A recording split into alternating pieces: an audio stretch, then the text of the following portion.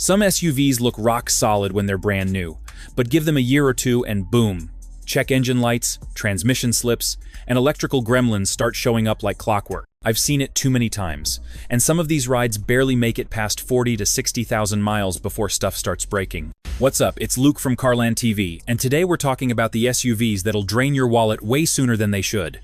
But first, do me a quick favor. Tap that subscribe button and ring the bell so you don't miss what's coming next. It ain't required, but those clicks keep this thing rolling and make it easier for me to keep dropping solid car content straight to your screen. Now let's get back into it. Mercedes-Benz GLE. The GLE is one of those SUVs that looks like it should age well, but the data says otherwise. Consumer Reports ranked it near the bottom of its class for predicted reliability, scoring below average because owners keep reporting drivetrain, electrical, and climate control issues. RepairPal also lists the GLE's average annual maintenance cost at around $1,100, which is almost double what you'll spend on a Lexus RX or Acura MDX. That's a lot of money for a luxury SUV that's barely hit 40,000 miles. The biggest headaches come from the electronics. Owners have reported infotainment screens freezing, warning lights that won't clear, and intermittent sensor faults tied to Mercedes' overcomplicated tech suite. There have also been recalls for fuel leaks and brake system malfunctions on recent model years, both of which can snowball into expensive dealer visits. Even the mild hybrid setup, meant to smooth the turbo's power delivery, has seen early 48-volt battery failures and electrical relay problems. Don't get me wrong, when the GLE works, it's awesome. The ride is plush, the cabin is top tier, and the twin-turbo engines pull hard. But reliability just hasn't caught up to the luxury promise. Between the recalls, electrical gremlins, and steep service costs, it's hard to call it a smart buy unless you're ready for constant warranty appointments. If you want a luxury midsize SUV that won't nickel and dime you, a Lexus RX 350 hours or Genesis GV80 will give you comfort without the chaos. Ford Escape Hybrid. Here's why I tell folks to be careful with the Escape Hybrid. The 2.5-liter Atkinson Hybrid can be frugal, but the platform has stacked a pile of recalls and owner gripes in the last few years. Ford issued multiple campaigns for the 2.5 hybrid and plug-in hybrid after engine failures could vent oil or fuel vapors, which raised a fire risk if those hit hot parts. There were software updates and a drain tube fix meant to route vapors away, but owners kept reporting rough running, stalls, and check engine lights under low mileage. Add the camera recall that knocked out backup displays, a common sync screen freeze, and random battery drains that leave you with a no start, and you get a daily that can turn into a service bay regular before 40 to 50,000 miles. Brake complaints show up too, usually soft pedal feel or ABS warnings tied to sensors. None of that screams confidence if you depend on this thing for commute duty. Numbers and money matter, so let's talk that through. Fuel economy is the headline win. You can see high 30 seconds combined if you drive chill, but one big repair erases months of gas savings. The hybrid's eCVT keeps revving up under load, which is normal for the tech, but a lot of owners mistake that sound for failure and then chase fixes. The smarter move is to protect yourself on the front end. If you are set on an Escape Hybrid, I'd only touch a unit with complete recall proof, clean diagnostics on the hybrid cooling loop, a strong 12-volt test, and a bumper-to-bumper warranty that covers electronics and the engine bay hardware that triggered those recalls. My alternative in the same lane is the Toyota RAV4 Hybrid or the Lexus NX 350 hours. Both deliver similar MPG, steadier survey scores, and fewer early life headaches. If you want American, the Chevy Equinox Hybrid is not here yet. So I'd look at a non-hybrid Equinox with a long warranty before I gamble on an Escape Hybrid. Mazda CX-90 Plug-in Hybrid. The CX-90 PHEV had me hyped for the combo of electric torque and Mazda handling, but the paperwork tells a different story. Consumer Reports tags the 2025 CX-90 with below-average predicted reliability and notes multiple recalls carried over from the launch year. That lines up with what testers and owners have seen since 2024, early life faults tied to software and drivetrain control that can pop up way before 40,000 miles. Here's what I'm talking about. A major dash electrical supply unit recall covers 2024, 2025 CX-90 seconds, where at startup, the defroster, seatbelt warning, 360 camera, and even the PHEV high-voltage battery cooling might not function correctly. That can sideline the car or leave key safety features asleep until the fix is done. Separate campaigns hit transmission solenoid detection and A divided by C refrigerant pressure logic. Motor Trend's long-term CX-90 racked up a stack of recall visits by 10,000 miles, which is crazy for a brand new family hauler. There's also an emissions recall bulletin addressing hybrid system warning lights on CX-90 or CX-70 PHEVs, with reprogramming procedures spelled out for dealers.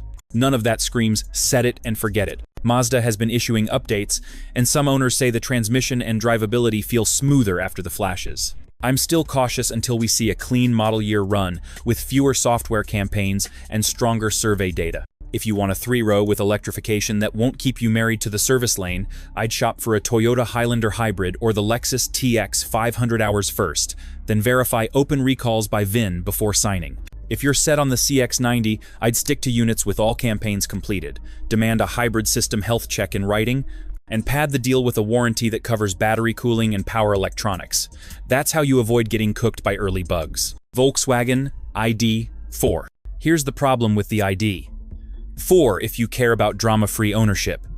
Recent Consumer Reports data puts the 2025 ID 4 below average on predicted reliability, calling out trouble spots in the battery, drive system, electronics, charging, brakes, body hardware, and climate control. That lines up with a long string of software campaigns for screens that won't boot or randomly reboot, which is not what you want on a daily basis. When your gauge cluster and center display act up, everything from charging to basic HVAC gets weird. Recalls stack up fast.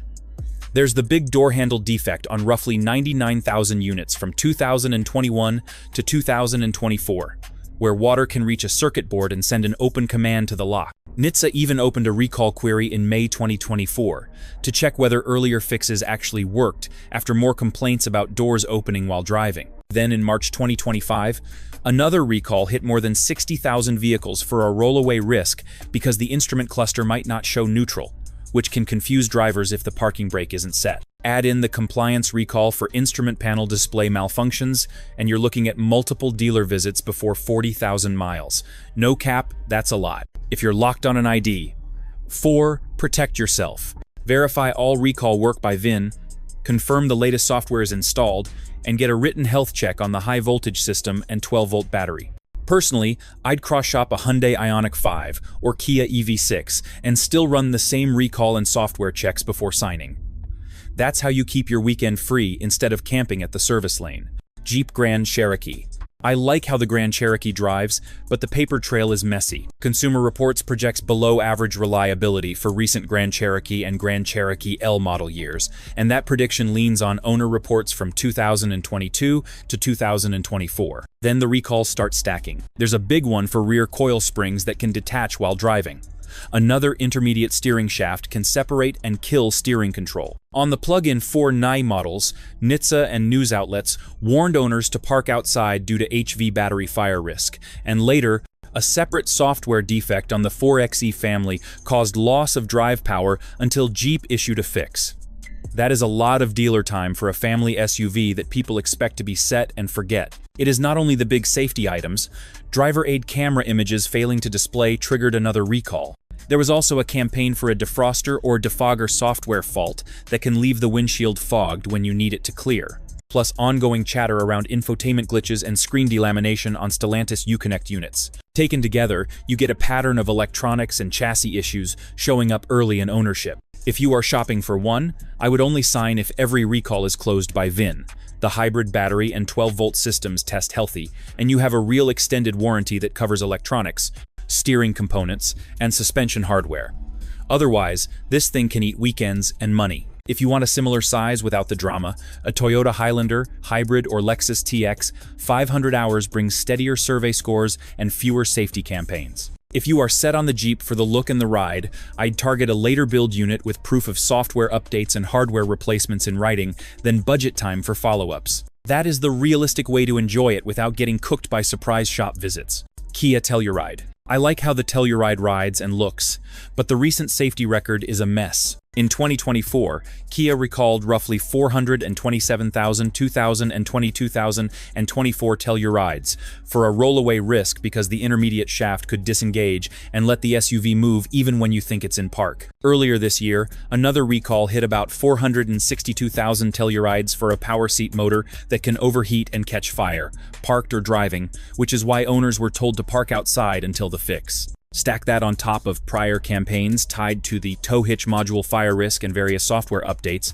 and you're staring at multiple dealer visits before 50,000 miles. That's not the vibe if you want a drama-free family hauler. Owner reports line up with the paperwork. People talk about warning lights, inoperative power seats, and intermittent camera or infotainment glitches that pop up early in ownership. None of this makes the Telluride a bad SUV to drive. It's comfortable, the V6 is smooth, and space is money. The problem is the time tax. If your kid's schedule and commute depend on this thing, those recall appointments, parts waits, and rechecks are a real hit. If you're set on a Telluride, I'd only touch one with all recall work documented by VIN, a clean inspection of the seat track motors, and the latest fuse kit or module fix if it has the tow hitch wiring. Get that in writing. Then add coverage that includes electrical accessories and seat motors. If you want the same size with fewer headaches, cross-shop the Toyota Highlander Hybrid for steadier reliability, or the Lexus TX 500 hours, if you want luxury with better owner data. That's how you keep the big, stylish three-row energy without babysitting the service bay. And finally, Volvo EX90. Here's the deal with the EX90 if you want stress-free miles. Volvo pushed this SUV back for extra software work, then finally started US production in mid-2024, and the bugs kept coming. Consumer Reports' first drive called out growing pains with core functions like infotainment and driver aids. Owners have reported screen crashes, climate glitches, and key recognition issues, plus a few scary power loss incidents that got real attention online. Volvo's answer has been a drumbeat of over-the-air fixes, and now a major hardware upgrade that swaps in a more powerful NVIDIA controller, so the car's LiDAR and safety stack actually do what the brochure promised. Recalls are part of the story too. A fresh one covers about 1,119 EX90s for a tailgate spindle issue that can let the hatch drop unexpectedly. Earlier, the launch cadence itself was hit by software delays tied to advanced sensors and the new centralized computing layout. Even supplier timelines took a hit because Volvo wasn't ready to ship customer cars on the original schedule. That tells me the platform is still settling in, and early owners are doing a lot of dealership handshake time while the fixes land. If you love the look and the safety pitch, cool, but protect your money.